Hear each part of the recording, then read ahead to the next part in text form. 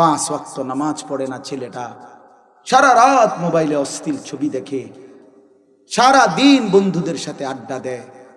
মুসলমানের সন্তান এভাবে গাফিল হয়ে গেল কেন? বাপ কি সন্তান গড়লেন, কি মানুষ বানাইলেন, কারে কি করলেন?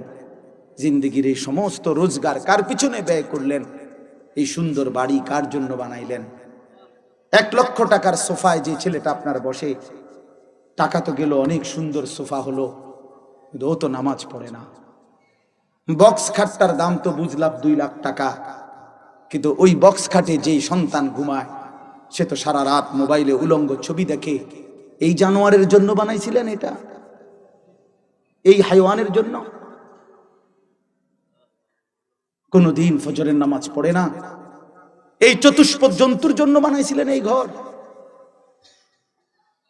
হ্যাঁ, একটা বিল্ডিং এর ছাদ দিতে গিয়া সেদিন ছাদ ডালাই, এই পরিমাণ নজরদারি, 60টা সুরকি, একটা সিমেন্ট, একটা বালু, যাতে 1 সুতা ভুল না হয়, এই পরিমাণ নজর রাখছে যে 60টা সুরকি, একটা বালু, একটা সিমেন্ট গুনে গুনে গুনে গুনে গুনে গুনে যদি একটা সুরকি বালু, আরে সুরকি কম হয়, যদি সিমেন্ট কম হয়, বিল্ডিং মজবুত হবে না, ছাদ ঢালাই নিখুঁত হবে না।